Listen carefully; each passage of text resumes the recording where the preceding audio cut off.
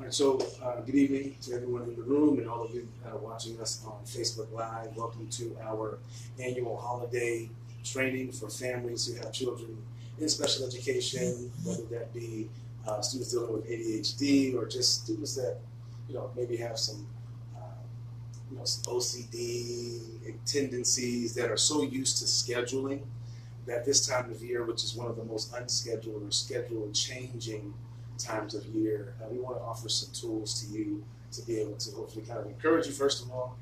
Second of all, remind you of some tools to help you to keep more structure in the course of your child's life when you're off to school. A lot of times we don't realize it, but so much of the structure of our kids' life is based on what they do all day, which is in school. It leads to what you do after school, which is homework or a snack. Like it really is structured by school, what time they get up in the morning, determines what time they have to be at school. And when you're on those, let alone summer vacation, even just the break from Christmas into the new year can be a very challenging couple of weeks. And so again, this time of year, we like to always offer some tools, some tricks, some things, and some information to families that they can hopefully use to be successful during this time. Because it is short enough amount of time that it can affect how the child and how the student is performing once they get back to school after the new year. Because it could, spark off a few maybe behaviors or some anxiety that, again, will actually last longer than the actual break or holiday that they have experienced. So let me kind of jump ahead a little bit. My name is Curtis Jones. I'm the lead trainer here at Mission Empower. I've been here for about 5 years, and it's my pleasure to be able to share some information with you. A little bit about our organization. We are a CPRC, or a Parent Community Resource Center. We have kind of 3 tiers that we work on. We're kind of expanding now, but basically 3 tiers that we were started out doing. One is technical assistance, where we work with families who have children who are in special needs or special education, helping them understand the special education process. We help families understand their rights and responsibilities in relation to special education. We really promote the philosophy and ideology of inclusion, where students who have special needs of any type are educated with their non-special needs peers as much as possible. So that's our philosophical approach to how we do advocacy and technical assistance with families that we work with. We also do a lot of community outreach. What we're doing tonight, the training, we do a lot of trainings.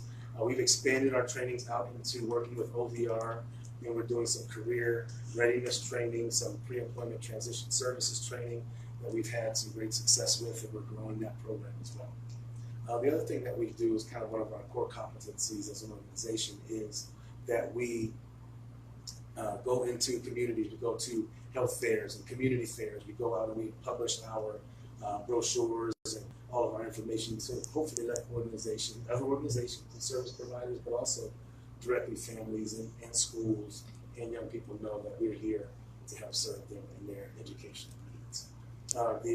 Our founder and executive director is Jill Dorinda Patton. She started this organization as an advocacy organization for youth, literally around her dining room table, almost 11 years ago now. I think actually 11 years in December, this month. And so it's pretty exciting to be a part of an organization that's kind of transitioned and weathered a lot of challenges, but continues to do great work with not a lot of staff. And so I'm honored to be a part of the team. But again, specifically tonight, what we want to talk about is how do we find ways to work with our families. And when I say work with, it's not work, it's serve, quite honestly. How do we find the most effective ways to serve our families that are coming into our doors, that are calling our phones, that are sending us emails? What can we offer you? Sometimes we can't. Sometimes the best thing we can offer you is an ear and a shoulder, right? Sometimes once we're done with that, then we can open up the reservoir of our resources and our materials, and we can provide trainings, and that's something that we are really serious about doing, and we really want to own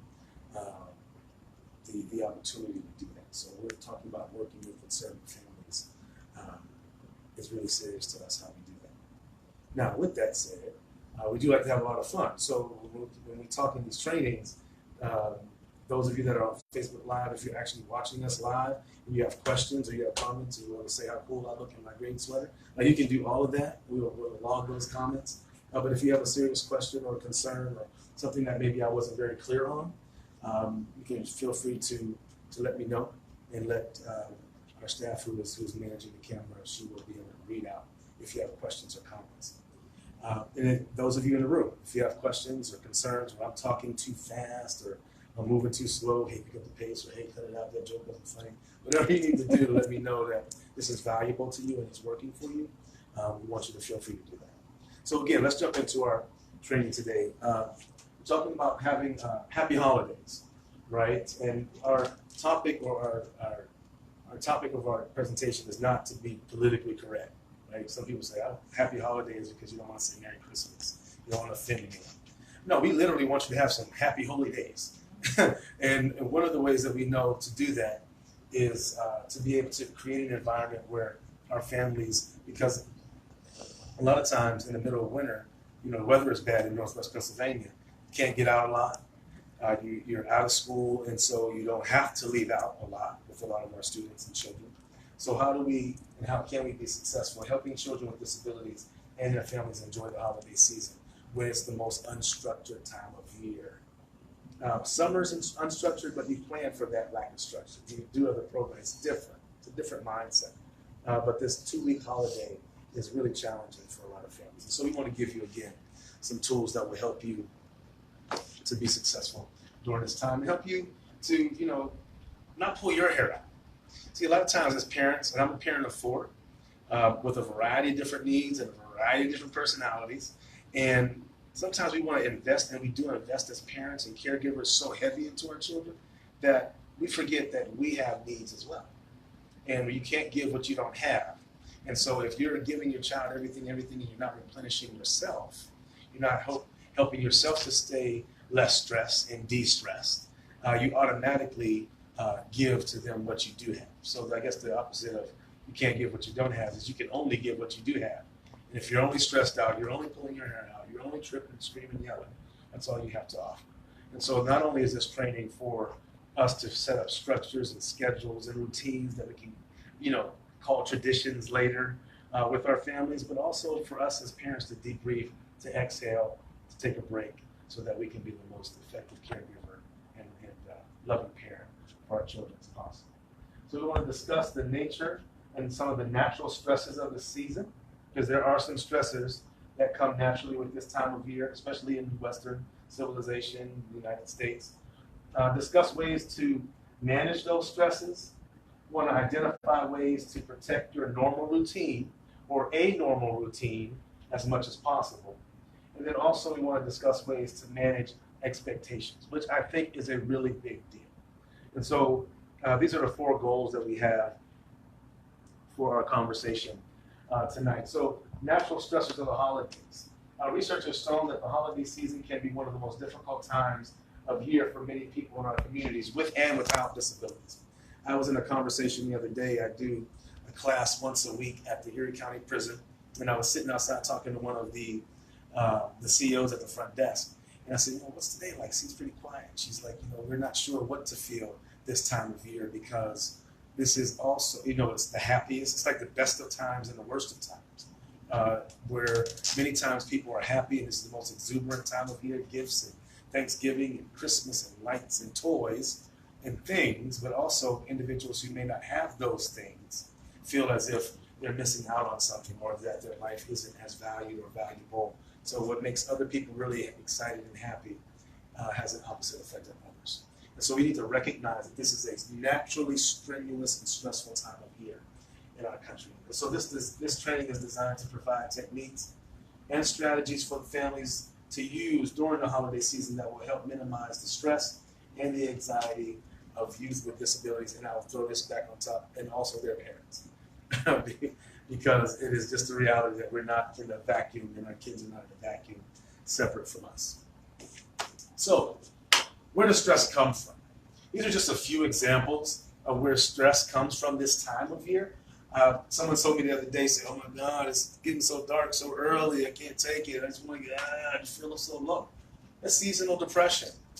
There was a real thing when the shift of seasons happen, especially in this part of the country, when the days get increasingly shorter and it gets darker earlier. We naturally have a tendency to kind of slow down, depending on what our work is and our careers are, what our lives are like. We can easily find ourselves sinking into a place that gets darker earlier, both outside and inside.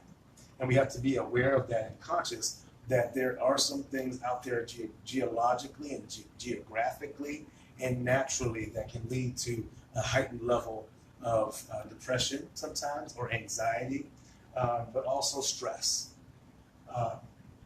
Procrastination. So the classic, I won't say that I'm a procrastinator. I'm a recovering procrastinator, and I'm working on it. I'm getting better every day. Well, at least maybe every other day. I get a little bit better. But procrastination this time of year is extremely significant because, I was in the class earlier today, and the teacher was saying, "I'm going to go get some of my gifts. I'm going to wrap them." And I'm thinking, wow, you're ahead of the game.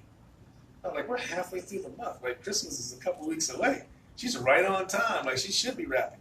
Now, me, on the other hand, I got to go get gifts to wrap. And I got to get wrapping paper. I'll probably do that Christmas Eve, right? Procrastination. Then I'm stressed out trying to get it all done. What leads to a lot of this time of year stress and dis-ease and discomfort is procrastination, waiting till the last minute. And the stereotypical Christmas movie, like the busy parent is trying to get the hip toy for the year, that Transformer, or that, I show my age right there, Transformer, Optimus Prime, for y'all on Facebook.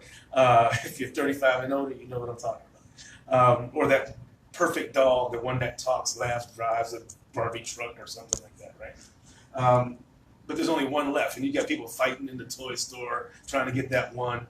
That's what that causes stress, anxiety on the parents and the caregivers, and that definitely can absolutely transition to the child and how we have maybe a short fuse with them. It's funny that I can only speak for myself. I'm a storyteller, if you haven't figured it out, so that's my style. And I share my best information through a story. So I can remember being very stressed because I was trying to find what my kids wanted for Christmas. Like, I was really trying to get them this was the year I had a little money, and I was like, oh, let me get them. They want this video game, and they want that toy, and they want this truck. And I'm like, I'm getting it. They want it, I'm getting it. And I'm out there trying to find it, and I guess everybody else had that same feeling this year because I couldn't find anything that I was looking for. So I'm going through and I'm looking, and I'm stressed out, and I'm angry and frustrated that I can't find what my kids want for Christmas because I want to be the parent that can do that. So I get to the house, and I can remember vividly coming in the house frustrated because I couldn't find certain things. I'm in from shopping for the night. And one of my sons says, "Hey, Dad, how's it going?" "What are you doing? What do you mean what is going on? I'm here trying to shop for you, and I'm trying to find this toy." I'm freaking out on my son because I couldn't find the toy he wanted. And he just wanted to know, "Hey, Dad, how was your day?" Sometimes if we're not careful, we will allow stress because of the season itself. Not only the true emotional seasonal depression, but we can get our priorities in such a disarray that we will actually be trying to do something great, but we'll neglect the ones that we're trying to do great for during the season. So procrastination is an issue. Being perfectionism. That's where I was feeling when I was trying to get everything just right. And my son, who I was trying to get it just right for, just wanted me.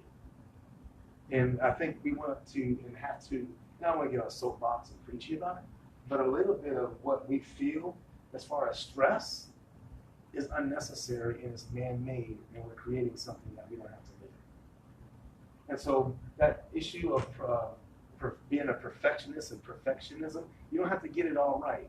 You just have to do the best you can.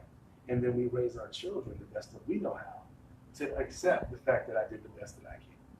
I remember one year, this was a broke year. Like, this was the one year I just told you about. I was like, hey, you got a little money. This year was like a broke year. Like, I told my kids, we're going to figure out the true meaning of Christmas without material gifts. That was another way of saying, Dad ain't got no money right now. I'll hook you up in the new year if I can, right? And they taught them a lesson, and we actually minimized our Christmas, the materialism and commercialism of our Christmas after that year, because it was one of the best times that we were able to share.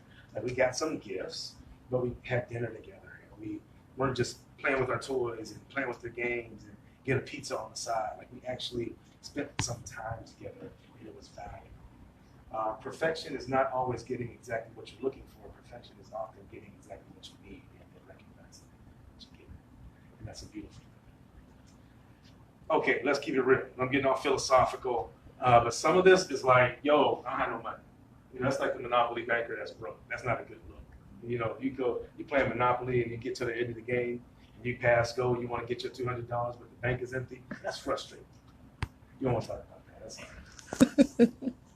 A lack of funds, insufficient funds, can be a stressor if we allow it to. Because we have taken on all these commercialized thoughts about the holidays, and they become less holy. Your pockets become holy. Holy meaning there's holes in them because you don't have no money and you just keep sleeping out. Buying things that's going to be broke. My parents used to say, I'm buying you these toys that broke by New Year's. Yeah, you're probably right. So insufficient funds is another cause of stress, or where stress can come from this time of year. Somebody give me one thing. Let me see how many people. Somebody give me something that may be a stressor this time of year for you. Gosh.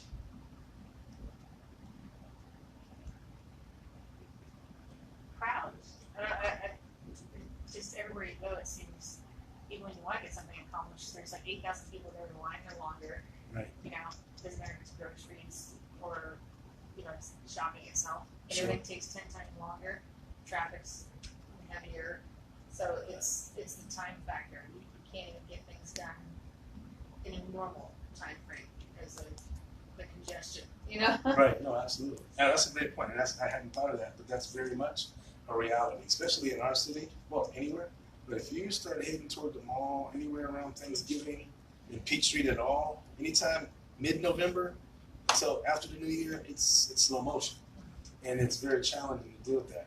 And now let's add on top of that, that's just you going by yourself. But let's add on top of that you're not going shopping to get Christmas gifts per se.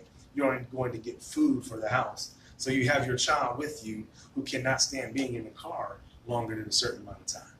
It just exacerbates or adds so much more stress. My parents, you see, this is the generation you can't smack your kids. Thank goodness, because I think sometimes we maybe get smacked too much. My parents, you know, it's like, are we there yet? Are we there yet? And I'm like, shut up, just shut up. But you can't really do that anymore, right? And so, not really, you know, really anymore. So we're putting our kids in those situations where they're in vehicles and they're in those stressful lines that frustrate us as adults. How much more does it frustrate and stress one of our children or some of our children who really have a difficult time handling the change, handling the issue of being super patient, and handling crowds. You mentioned not just the lines of traffic or lines shopping, but just crowds and hordes of people. It's like people come out of the woodwork this time of year. Like, I haven't seen people in 20 years. You see them around the holiday season, at the mall, at the store, you know, whatever. And so finding ways to deal with that. And first of all, recognizing that those things are happening, recognizing where some of the sources of these stresses are coming from. Remember this, that stress is not the issue. Stress is a symptom of something else that's going on. Stress is you acting out is the stress. You feeling this, a certain constriction in your body, that's the stress, but that's coming from somewhere. And it may be the crowd, it may be some other things that are happening that you don't recognize that's causing you to feel some of these stresses that are happening in your life. So how do we manage these stresses? Thoughtfully, right? Because I had to throw that little word in there and make that a big letter word too, because you can handle it. You can tell somebody off.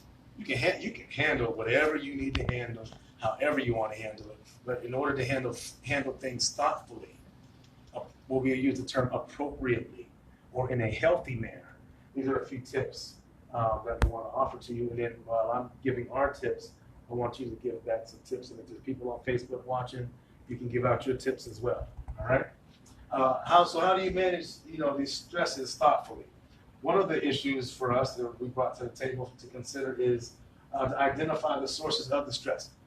Know where the stress is coming from so that you can potentially find a way to remedy it. Right? If you know where the source of it is, if you know where the water's leaking from in the house, you can backtrack and you can find out where the source of the leak is and you can deal with it appropriately. If you think the leak is in this level, but it's really at this level, and you fix this area because it looks like it's out of place, but it's still leaking, that's going to cause you more stress and more frustration. So identifying those sources of stress, maybe those things that we talked about on the previous slide, maybe it's something that we didn't conversate about or talk about, but you have to identify what it is. Here's a great one. Understand that a certain amount of stress is normal. I started to take this point out, because I really don't want you to think stress is normal. I think there's a difference between unhealthy stress and what could be considered normal or healthy stress. When you have a lot to do, it's a normal physiological response to be anxious or stressed slightly about it. But where we get in trouble is that we stay stuck in places of stress longer than we should. Or we stress things that don't need to be stressed. If I have an intense deadline for work, or I have an intense situation that I'm dealing with my child, maybe taking them to an emergency room, or they've got to get them to some appointment, there's a certain amount of angst, anxiety, and or stress that comes along with that actually is a tool to motivate you to hurry up, get it done. But when we stay in places of stress, where stress isn't necessary, that's unhealthy. So we have to identify the sources of stress, understand that stress is normal, but here's what I'll say: understand and identify which stress is normal, which things that you're stressing about are healthy and appropriate, and not stay in either one of these. Establish a plan and a strategy. So now that you've identified some sources of stress, you understand that stress is normal and which ones aren't normal, there's a plan. My mom used to say, well, she still does, she's still here, thank goodness.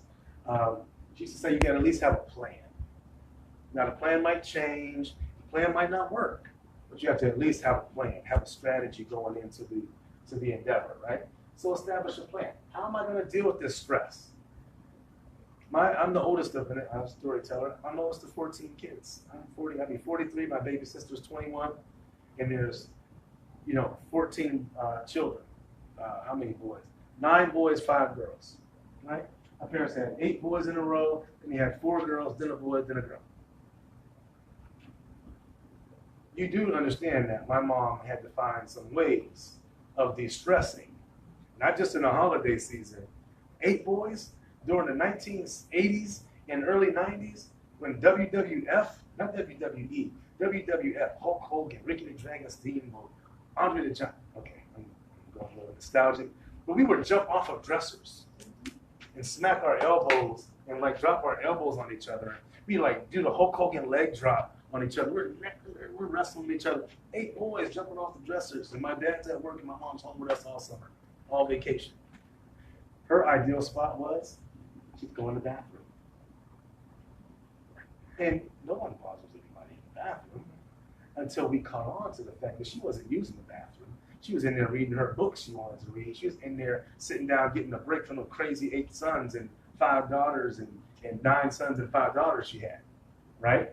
So you have to find a plan. How are you going to deal with the stressors? Because stress is normal. Nervous anxiety is normal in a healthy way. But you have to also have a strategy in order to deal with it. Here's a question I want to throw out. I'll throw this rhetorical question out to our Facebook followers right now, but also to you in the room. How do you manage your stress? And here's an interesting thing. Usually when I ask this question, people don't have an answer, which is kind of the problem, right? But I want to assume that, how do you manage your stressors? How do you manage stress? To be honest, I would have to say currently not well, but Sure.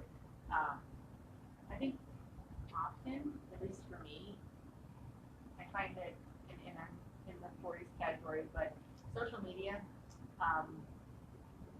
in my household, we kind of understand that is a significant source of stress. I think it's just because you're seeing all these postings, people's opinions, things that can just be an aggravate, Sure. to you. Mm-hmm.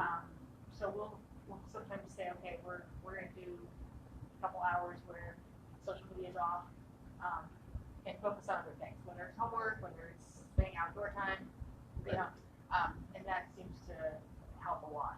We don't do it enough though. I get it, for sure. Yeah, so that's great. That's a great example. One of the things that we wanted to, that we were mentioning earlier before we actually got started this evening, was meditation. Like, you know, not necessarily sitting in the lotus position and floating around the room, which I guess you could aspire to that, which is no problem.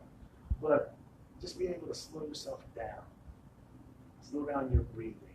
You'd be surprised how we live so fast that we don't enjoy life. We breathe so intensely trying to do what we got to do. We don't pay attention to our breath. And in breathing, we have life in our bodies, right? So we have to slow down, relax. So meditation, other techniques, other technologies that are out there to use. Reading, my mom, she read in the bathroom because she had no other private place to read. Like I said, until we caught on, then we started knocking on the door. Mom, you still in there? And she's like, oh my God, I can't even use a bathroom by myself. But you gotta have a plan. What's your strategy to manage these stresses? And if you don't have a plan, I want to encourage you to establish something. And establish a plan A, a plan B, and a plan C, or a variety of options that you can implement to help deal with what is and could be natural stressors of the season. And natural stressors in life every day. Everything that we do and we're talking about in relation to the holiday season, I think is applicable in any season. One of the things I like to say is if we operate in everyday life like we do in emergencies or in crisis, we'd have less crisis. If you think about how you figure out how to fix it because it's the last minute, you got to fix it. If you put that same energy early on in the process, you wouldn't have to be worried and freaking out and having a crisis, right? So I think that's important for us to look at. Our next thing is to be purposeful. If I was to use another word in conjunction with that, I'd say intentional. Be purposeful and intentional, right? And intentionality and purposeful ways of managing stress, right? Or managing and dealing with situations will help you to do that and manage things more appropriately or in a more healthy way.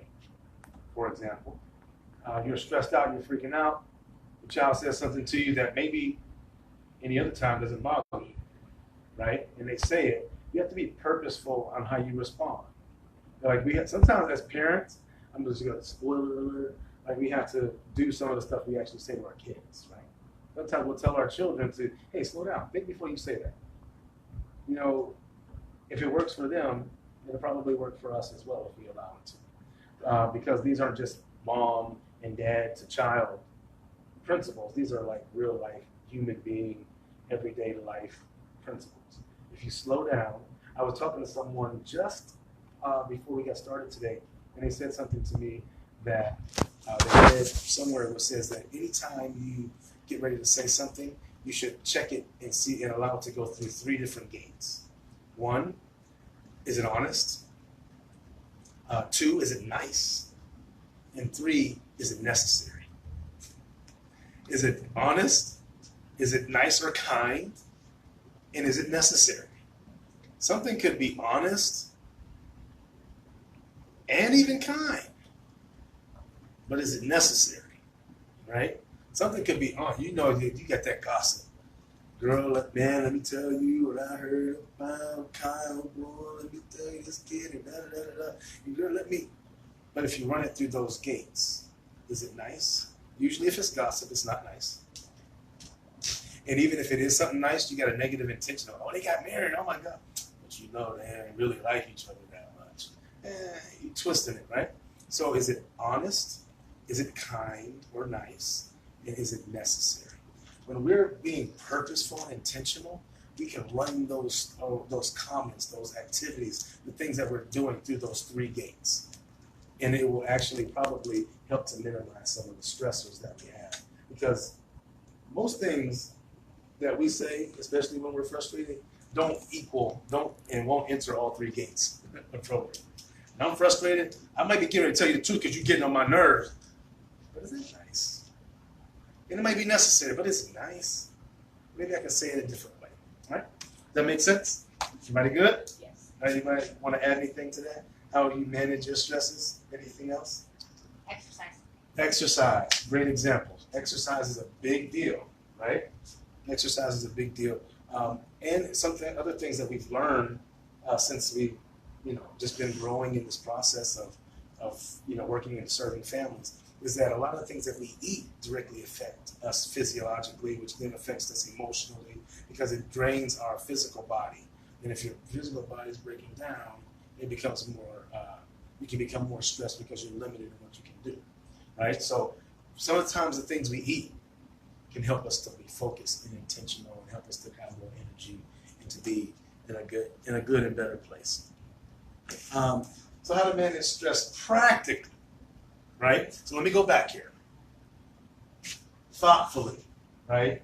Identify the things that stress you. This is kind of like therapy, right? Which is nothing wrong with therapy, right? Understand, get the philosophical background, get the reasons why. That's wonderful stuff, and I believe in that wholeheartedly. Here's some practical ways to do that, though, too. And I mentioned it, and I kind of jumped over into it in the last example.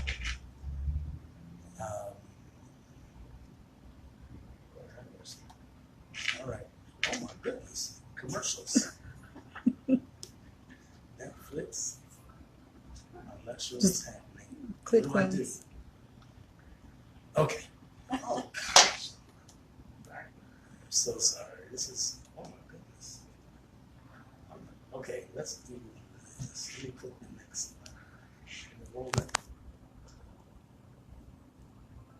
So what I think we're going to have to do is, there it is. Okay.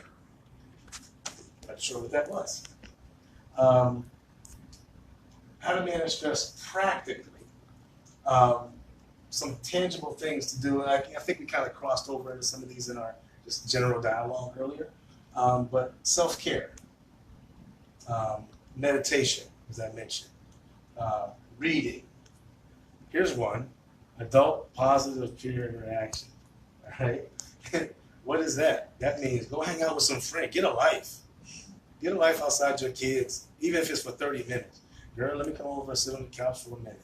Let me come over and meet me we can go shopping together, leave the kids at the house. Like getting a break and having positive interaction with other adults. And usually, well, sometimes other adults who have no idea what you're talking about, so you don't have to talk about it. And sometimes it's adults who have every bit of understanding what you're talking about, so you can talk about it in a place that you can feel healthy and you can feel like you're understood. All right? And so, how do you manage stress practically? You got to do some things. Yes, thoughtfully, you have to think, oh my God, where's this coming from? But the other side, the next step to that is, how do we, actually do something to be able to eliminate or minimize the stresses that we feel or the effects of those stresses? Do you guys have anything else? I know we kind of ran through this a little bit. Any other ideas? Make sense? I offer meditation. That's something that I'm implementing in my life personally, but it's not about me. And it's been helping me, and also, actually all three of these. Like the whole umbrella of self-care, find out what works for you. Find out what works in your life. What worked for my mom sometimes was like going to the bathroom. And then that didn't work anymore because we got hip to it. You know what she started doing? She started walking. She started going to fitness classes at the local community center. She started hanging out with her girls, and they would go out and they go down to the peninsula. They'd be walking, right? You got to figure out what works for you. And here's the thing. Don't be nervous when what used to work doesn't work. You just got to have another plan. Plan A, plan B, plan C. Find ways to protect your normal routine. This is kind of practical as well, right? So keep things as normal as possible. If you have a bedtime during this break or during the regular school year, if you have those types of things in place for your child, keep them in place even though it's over the break, and try not to deter from it too much. Because as much as 2 weeks seems like a long time, it really isn't. Especially when it comes to habits and traditions and ways of doing things. And routines, excuse me. Include your child in as many activities as appropriate, right? And so maybe they're not going to wrap their own gifts, but maybe they can wrap their cousin's gifts, or involve them in the activities of the season as much as possible, because it gives them time to feel engaged and socializing continually. They feel invested in the season beyond just give me. They feel like they're a part of things in a greater way. Create holiday traditions. This is a big one to me. Create holiday traditions that can be seen as a seasonal routine. Now, you know, your child may not know it's a routine. They just know every year we bake cookies on X one, this day, that day, and we bake pies and cakes on this day or that day. Or we wrap gifts for other family members or for grandma or grandpa or whatever on these days. But for you, you're actually creating a routine so that you're putting some things in place so you're not like 2 slides ago pulling your hair out and jumping out a window or something, right? And at the same time, you're creating stability, continuity, and consistency for your child because they know that these times or these days, and this is what we do, we become holiday traditions, but it's really a seasonal routine.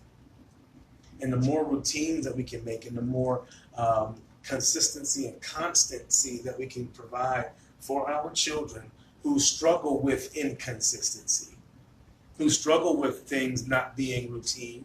Even if they don't like the routine, they're used to the routine. That's a whole nother training.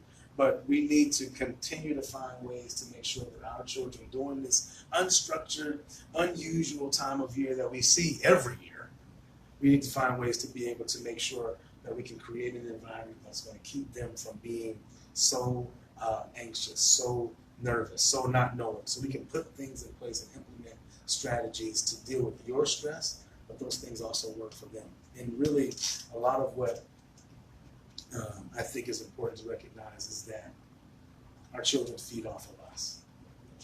They feed off of your energy. If you're tense, Mom, why are you tense? What's wrong? Oh, nothing, baby, nothing. No, I can tell Mom, you tense. Why you red? Why you upset? Why your arm folded like that? Like they pick up on our energy because they're your biggest fan, just like you're their biggest fan. You might be a horrible parent on some people's radar, but for your child, you're like the best thing since sliced bread, and vice versa. They might be the baddest acting child in all the 42 kids in their class, but to you, that's your Johnny, and you love him. So you're his biggest fan or her biggest fan, and they're yours. So they're feeding off of you. It's just like when you say, I can't stand your teacher. Guess what your child will feel like? Can't stand their teacher either. Because they pull from you. You know, you respect your teacher. I ain't got you, I'm grown. I don't have to like her. She ain't my teacher. You gotta like her. That's probably not gonna translate into a good relationship with the teacher and the student. They're gonna take that energy into the classroom. So we have a lot to do with taking care of ourselves. Taking care of ourselves is the biggest part of this whole conversation. I know you probably thought it was going to be, oh, let's get the kids together. Let's do this with the kids. That's a part of it. But we can't even do that well if we're the ones that are more stressed and causing more stress for our children. And so we have to be conscious and purposeful and aware and intentional on how we deal with this season. Work to manage expectations. And we're going to wrap up after this. Sometimes the biggest disappointments or the biggest issues we have during this time of year are unmanaged expectations. Our children thinking that something's going to be that's not going to be. So let's talk about it. Again, provide activities and opportunities that don't cost money. Create an expectation of excitement and more intrinsic interaction, meaning you may not have enough money to go to the bouncy place, but we can go snow sledding, right? So like everything doesn't have to be high price, high gloss. Let's just go have some natural old school fun, right? Managing those types of activities and expectations of activities, right? The true meaning of the season, right? Of the holiday season. And that's the true meaning of life. It's family, loved ones, doing unto others as you have them do unto you. Like finding ways to be, I use the term blessing, but in a non-religious term, but in a way of just being nice to people. You know what I mean? Use this time to really fill their thoughts and minds with what the season is really all about in this gift and being a gift to other people. Discuss a gift, realistic budget. I know a lot of us, we're still telling our children that Santa Claus, you know, the fat white guy came down with a big beard and he got all his deer up on the reindeer up on the roof. He slides down this big bag and he puts stuff under the trees. Well, unrealistic expectation because Santa should be able to give everything that they want because he's got hordes of elves helping at the North Pole and not so much a reality. So we have to discuss and be conscious and intentional about realistic gifts. I want one of everything. What do you mean one of everything? I mean it, one of everything. I want one of everything in Toy World. That's old. I can't believe I said Toy World. That was like an old toy store back in the day when I was a little boy. All right. I wanted one of every. I wanted one of every Transformer, one of every Tonka truck, one of every boy toy. G.I. Joe. Well, I love. Knowing it's half the battle. I love G.I. Joe. But guess what? I have a realistic expectation. I have 13 brothers and sisters. I wasn't getting one of everything. I'll be glad if I got one of anything.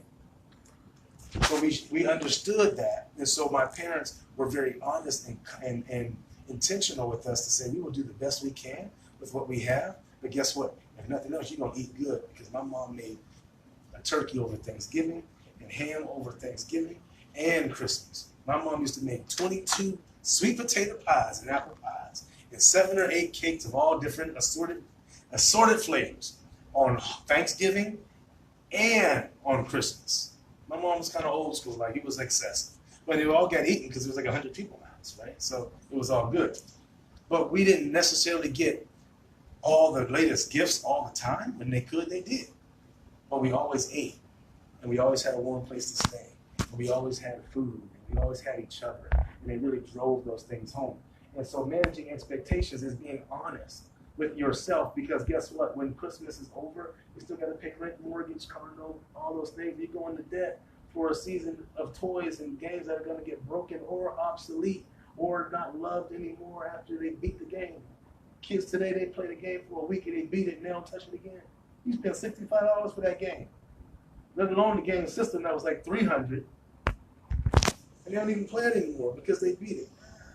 Manage the expectations. They give some things that are more intrinsic in value, more natural in value, so that they will take them and they will transition beyond time. And then be up, as I said before, be upfront and honest. Keep it real. I had 14 brothers and sisters. My parents weren't financially rich, so we weren't all. But guess what? Again, we can't give what we have, right? And I will say that growing up, even with that many young people in the house, even during Christmas, my mom had routines.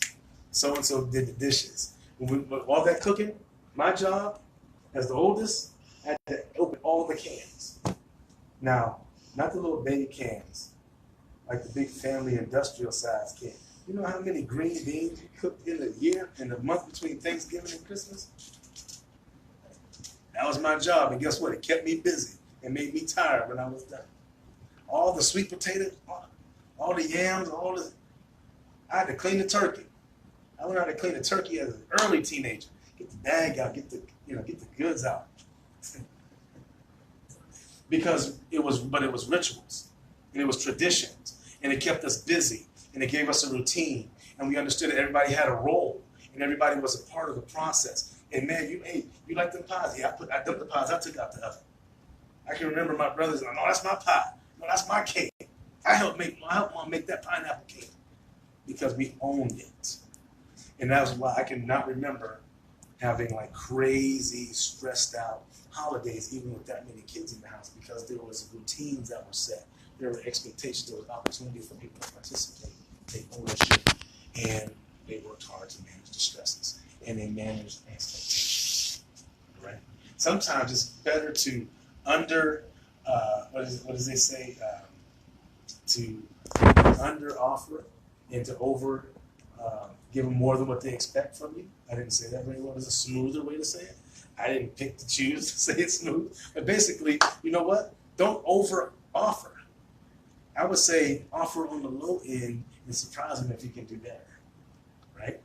And so, again, working to manage expectations will help diminish your stress as a parent and a caregiver, but also the stress on the child, because they'll be anxious, and if they don't, depending on what their personalities are like, depending on what their struggles and their unique abilities and their unique diagnosis are, expecting something that doesn't come can turn into a whole lot of another issue as well.